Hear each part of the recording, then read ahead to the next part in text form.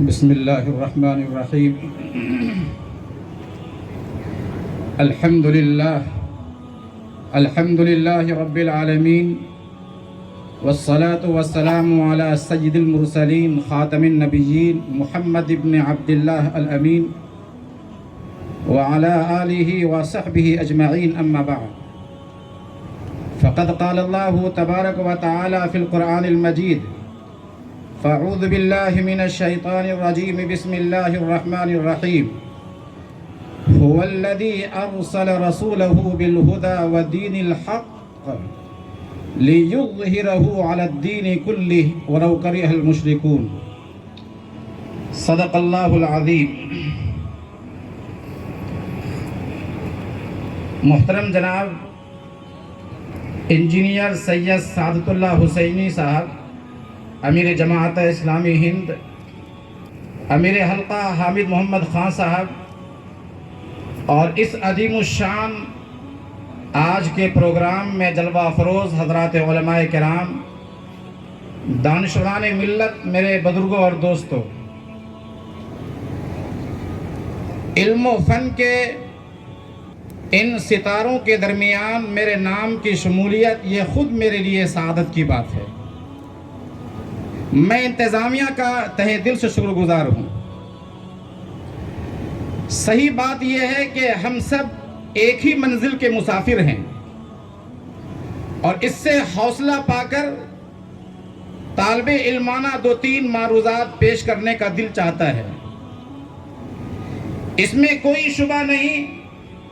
کہ دین کی اشاعت اور دین کے تحفظ کے لیے آپ کی خدمات اور آپ کی جد و جہد، آپ کی محنتیں قابل قدر ہیں اور قابل تحسین ہیں۔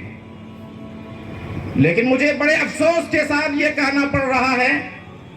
کہ ہم سے ایک بہت بڑا فریضہ اور بہت اہم فریضہ ہم سے چھوٹ رہا ہے، اور وہ ہے اسلام کی بالادستی اور اسلام کی برتری کا فریضہ، جس کے لیے اللہ تبارک و تعالی نے تمام انبیاء کرام علیہم السلام کو مبعوث فرمایا، اور پھر اخیر میں امام الانبیاء سرکار دو عالم ہم سب کے آقا جناب محمد الرسول اللہ صلی اللہ علیہ وسلم کو مبعوث فرمایا، اور یہ ذمہ داری دے کر کے کہ لیظہرہ علی الدین کلہ، یعنی آپ کو اس لیے بھیجا گیا تاکہ اسلام کے نظام کو عام کریں، اسلام کی نظام کو قائم کریں، آسمانی اس نظام کی بالادستی کو اس سرزمین پر آپ قائم کریں، چاہے اس اعتبار سے کہ مشرکانہ جتنے افکار و عقائد ہیں وہ اس صفحہ ہستی سے ختم ہو جائیں، یا پھر اس اعتبار سے کہ کم سے کم اس سرزمین پر اسلام کی نظام کی بالادستی دیگر تمام مشرکانہ نظام پر وہ قائم ہو جائے، اور اسلام کا نظام دنیا میں چلنے لگے، اس کی بالادستی قائم ہو جائے، اس کی برتری قائم ہو جائے۔ یہ ہم تمام کے تمام انبیاء کرام کے وارث ہیں، اور صحابہ کرام رضی اللہ عنہم اجمعین کو بھی اللہ تعالیٰ نے اسی لیے بھیجا تھا، اختارہم اللہ لصحبت نبیہ ولاقامت دینہ۔ حضرت عبداللہ ابن مسعود رضی اللہ عنہ نے کہا تھا کہ صحابہ کرام کو اللہ نے منتخب کیا ہے اقامت دین کے لیے، دین کے غلبے کے لیے، اور یہی کام تمام امراء کا رہا ہے، تمام خلفاء کا رہا ہے۔ شاہ ولی اللہ محدث دہلوی رحمت اللہ علیہ نے لکھا ہے حجت اللہ البالغہ میں، وَمِنْهَا أَن يَجْعَلَ هَذَا الدِّينَ غَالِبًا عَلَى الْأَدْيَانِ كُلِّهَا، یعنی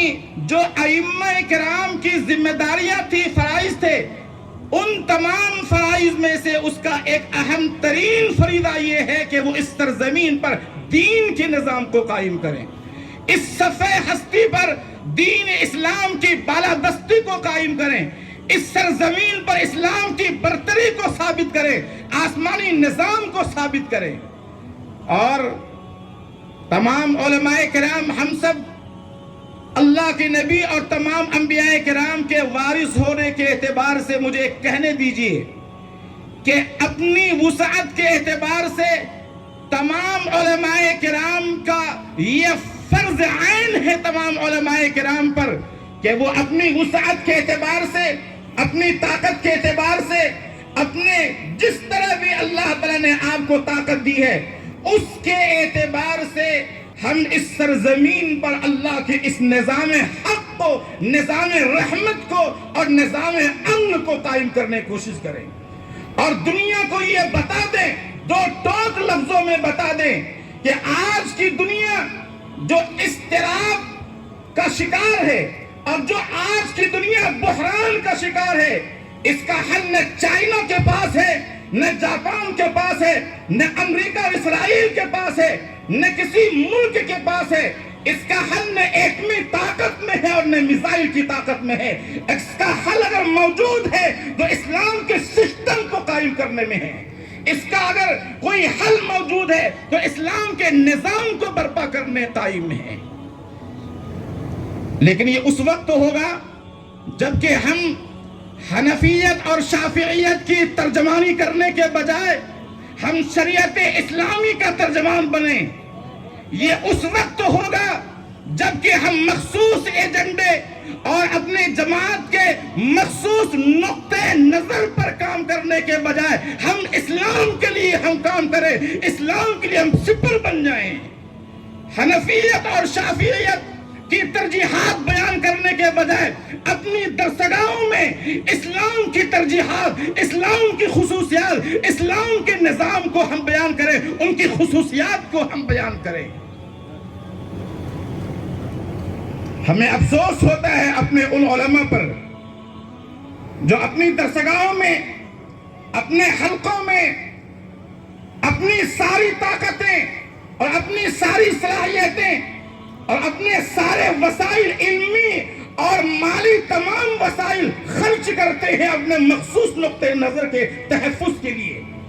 اور وہ صرف کر رہے پانی کی طرح اپنی دولت بہا رہے ہیں اپنے مخصوص نقطۂ نظر کے تحفظ کے لیے، اور وہ بھول جاتے ہیں کہ اگر اس ملک میں اسلام باقی نہیں رہا نہ تم بچو گے نہ تمہارا مسلک باقی رہے گا۔